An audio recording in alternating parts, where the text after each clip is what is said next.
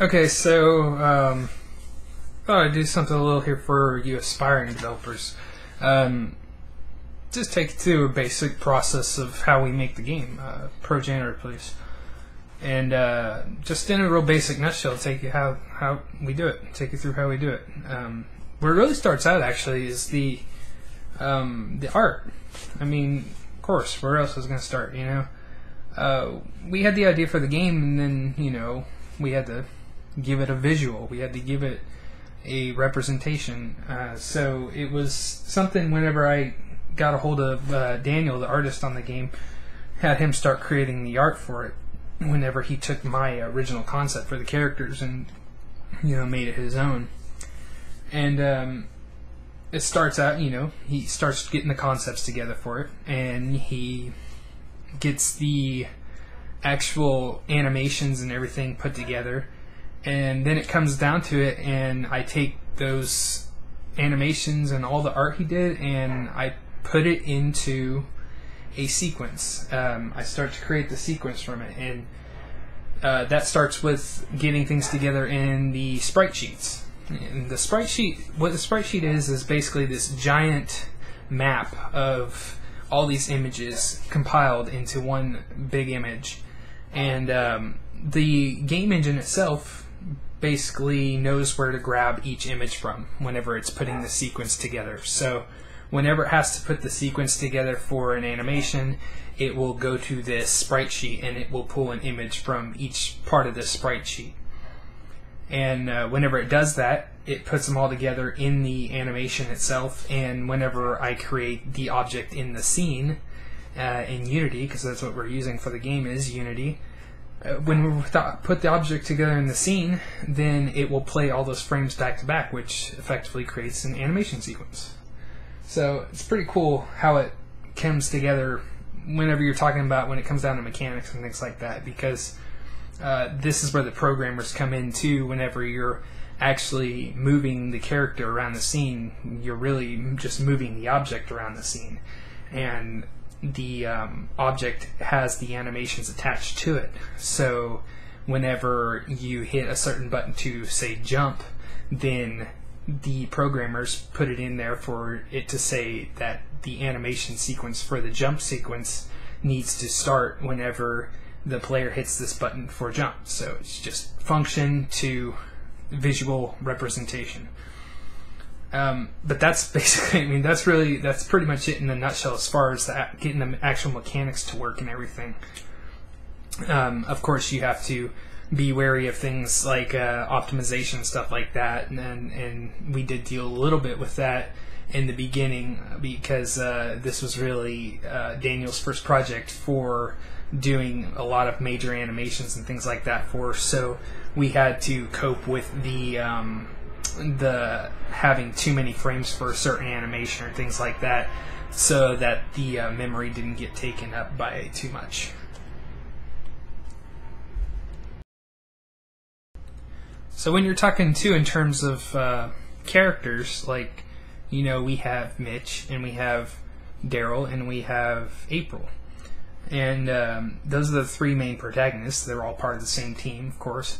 And they are, I've always kind of been of the idea that you don't have to have a certain kind of archetype or anything like that for a character to become something big and appealing, I guess.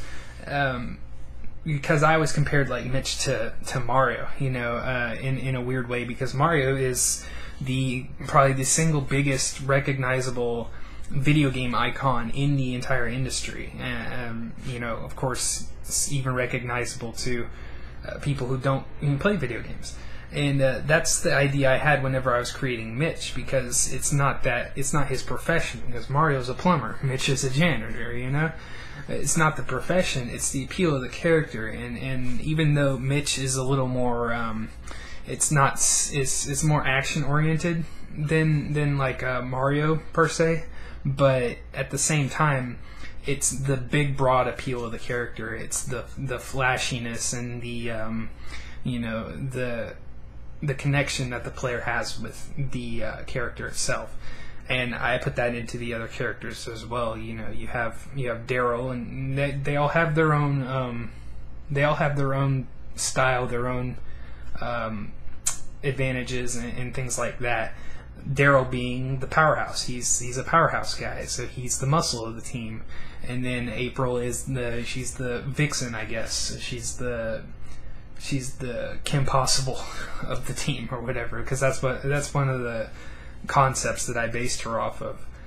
So she's real slick and fast and all kinds of things like that. And so Mitch is the well-rounded silent hero, and so you got your influences for him, like Chuck Norris. I think was the whole thing where we were talking about Chuck Norris jokes. You know, everybody knows him, but it's the silent hero. It's the strong silent person, and he's the one who gets things done.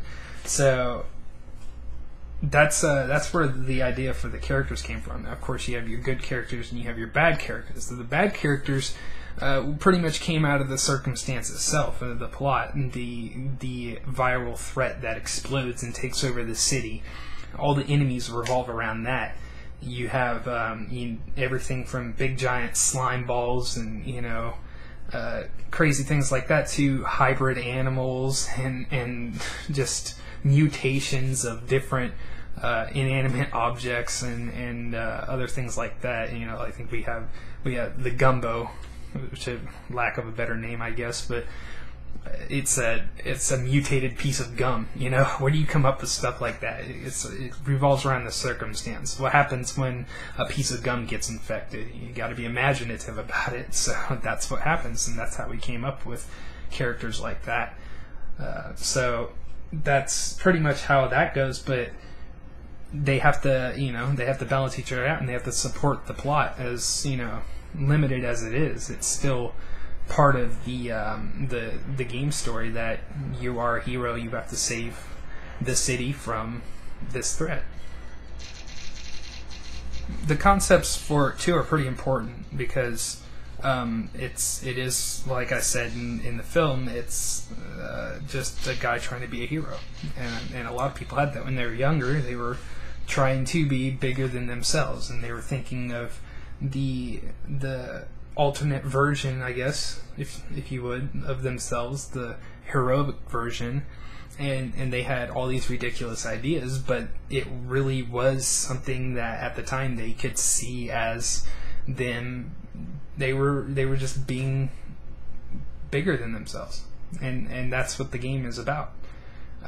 It's a fun callback to an imagination that we all probably had when we were kids, and that we took advantage of by grabbing the closest broomstick to us and swinging it around outside like we're sword fighting or ninja fighting or whatever you want to call it. But we were just having fun with our imaginations, and it's a callback to that. So whenever people play it again, I hope they see that it's in there, it's in the colors, it's in the gameplay, and it's just about a callback to fun.